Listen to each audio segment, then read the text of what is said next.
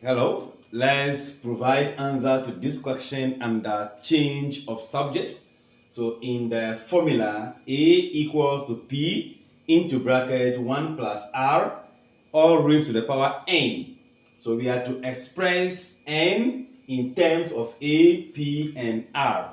Expressing N in terms of the other variable simply means making N the subject.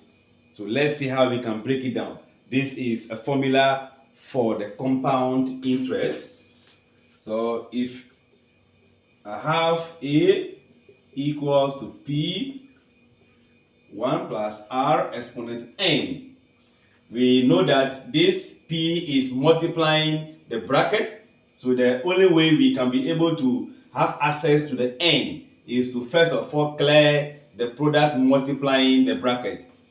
So if we divide both sides by P, you'll be having A divided by P equals to P 1 plus R exponent N divided by P. So you can see this P will take care of this. So you'll be left with A divided by P equals to 1 plus R or exponent N. And in the case of this, we can see that the N is an exponent, which we cannot be able to assign a number to it, either to make this bracket twice itself or 3 times itself.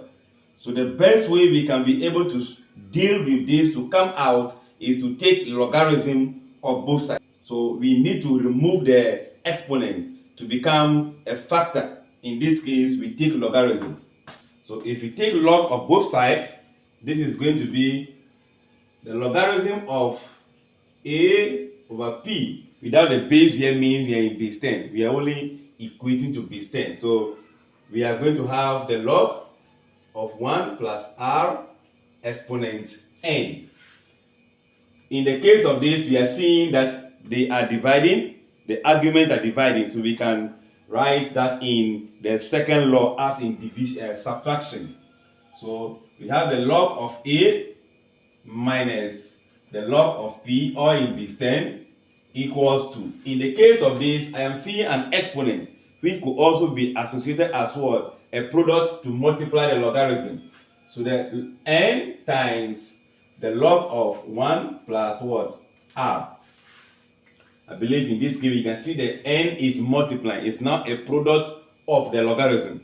So if the two are multiplying, I can be able to divide both sides by the logarithm to take care of this, leaving the N.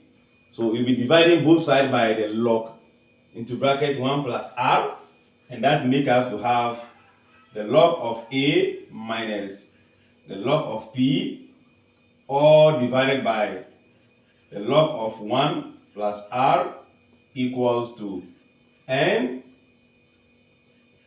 log 1 plus R divided by the log of 1 plus R.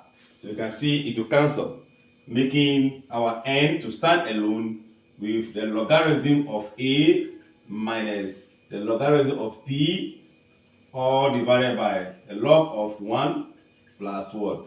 R. So now you can see N is now the subject. The N is standing alone, expressed in terms of A, P, and what? R. I guess you follow through to the end. Thanks for watching. Like, share, and comment. Bye-bye.